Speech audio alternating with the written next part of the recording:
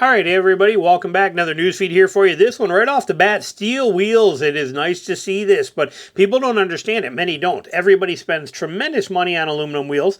They want aluminum wheels. They assume the aluminum wheels are better quality, yet the world of off-road knows steel wheels are better in potholes. The solution to potholes for nearly 100 years. So let's talk about this real quick, and then we're going to dive into the bigger issues here. But, they talk about, plenty of engineering horsepower has gone into fixing potholes, yet few solutions generally resolve the issue, especially up north where you have freezing temperatures and the roads just take the abuse with the swelling and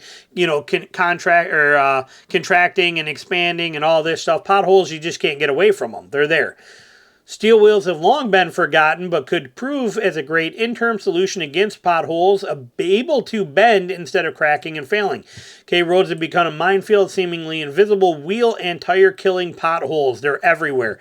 Good old-fashioned steel wheels could be the answer. Those of us in colder climates swap these steelies during winter months. What these wheels lack in appearance, which now they do have some good-looking steel wheels, plus they're retro and sexy. They make up for more with their strength, reliability, and affordability. The off-road world already knows this. Okay, off-road guys, especially out west with the rocks and the stuff like that they're dealing with. Here in the mud and in the sand, it's no big deal. But out there, steel wheels are a dominant force because they are rock solid tough. Same with like Australia, things like that. People love steel wheels. They do not crack. They just bend. And but they're still going to get you off the trail and get you home. They're much stronger. However, the real party piece of these steel wheels is that if they get damaged, they're designed to bend instead of crack and fail like most aluminum wheels on the market. Unlike modern alloy wheels, which are cast using molten aluminum, steel wheels can be stamped out of a rolled sheet metal. One sheet forms a barrel, the other and then acts as a wheel face where the lug nuts are fastened to your car, and the two are welded together. Voila, you got a finished steel wheel. Here it is for you. Sweet, simple, and functional, and they just are reliable. Cast aluminum suffers from porosity, tiny air pockets making the wheels prone to cracking. And when you buy aluminum wheels, you have to make sure you're buying the right ones too, especially if you got like an HD truck. I see so many HD trucks running down the road, and the wheels on them are not rated for HD weight trucks. You have to do that. You have to look at them. Every wheel has a weight on them, and some of them you're like, there's just no way, based on that design, that wheel should be holding up that truck. And imagine hitting a pothole going down the road at 50 miles an hour and busting your wheel right in half.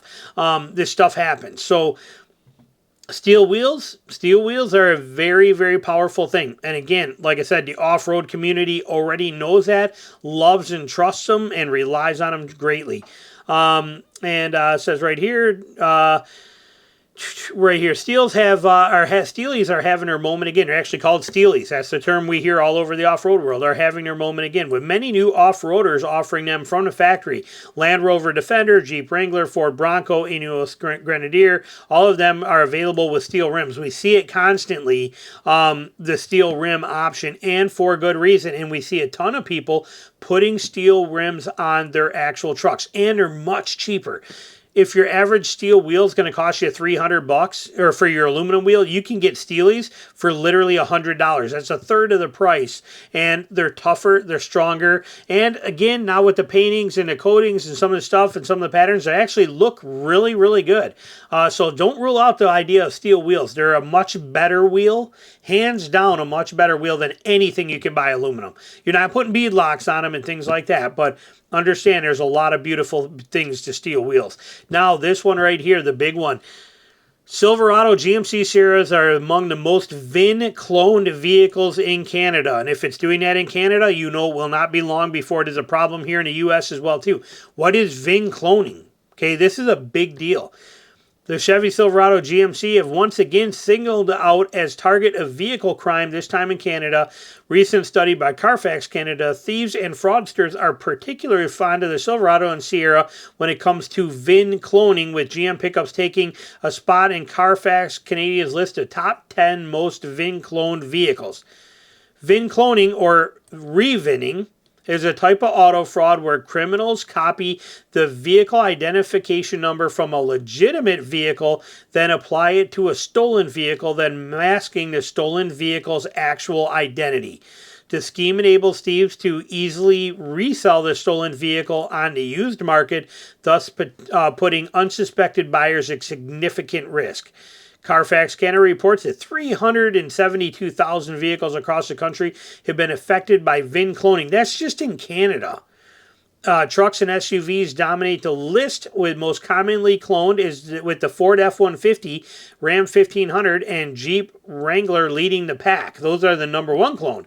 Close behind are the Chevy Silverado and GMC Sierras, both of which are high-volume sellers retaining strong resale values, factors that make them a prime target for fraud. Here is your list. Ford F-150, Ram 1500, Jeep Wrangler, Ford Escape, Silverado F-350, F-250, Edge, Sierra, and the Explorer. Now here's where it gets tricky for buyers. Okay, so for the buyers, the consequences of purchasing a vehicle with a clone VIN can be quite serious, even for those buyers acting in good faith, meaning you didn't even know what would happen. Once a vehicle is identified as stolen, it can be seized by law enforcement, insurance companies may deny coverage, and resale or trade-in options become limited to non-existent. To help address this issue, Carfax Canada has introduced a new VIN fraud check tool. This is in Canada. This service is designed to flag potential VIN cloning before transactions take place, giving private buyers a better shot at avoiding fraud. They don't tell us how to go find that, but apparently it's on Carfax Canada. They're going to have this VIN fraud check tool there for you. Again, I don't see it linked anywhere in here. It says Silverado also ranks third among the most stolen vehicles in 2024 here in the U.S. as well, too. So big time problems with this. This is an issue. But imagine, here's the big fear, is that you went out and you bought a 2-year-old, whatever. Let's say you went out and bought a 2-year-old F-150 XLT, and you paid $35,000 for it, and you got it, and you're real happy with it, and then you take it in for some kind of warranty work or something like that, and this thing gets flagged as actually a VIN clone vehicle that is actually a stolen vehicle. Once the insurance and all this stuff gets involved, you basically lose. You could lose all your money. You can't resell it because it's a stolen vehicle. You can't do anything with it because it's a stolen vehicle, and they're going to take your vehicle, and now you're out $35,000. Okay, this is as bad as the website cloning we see happening quite a bit too. I've done videos on that in the past. Quick recap on that. Where dealerships, good legit dealerships, fraudsters will take and clone that dealership's website and then put the same vehicles on there, and you think you're buying the vehicle, you think you're talking to that dealership, they're using the actual real names from the About Us page, you think you're talking to the actual Tom's Chevy dealer, but really you're talking to some dude in another country that's just going to scam your money, and so you're going to buy the truck, you agree to pay for it online, and then they're going to ship you the vehicle, and next thing you know, the vehicle never shows up. You call that dealership again. That dealership doesn't actually exist. The real one, you call them because you find them and they're like, we don't know what you're talking about. We never did that. And that dealership experience, that whole dealership was cloned by fraudsters. You bought your vehicle there, gave them all your money, and then they disappear. It happens all the time too. So these are very bad things you got to watch out for. But this VIN cloning is now a big deal as well too. Questions, comments, put them below. Thanks for watching.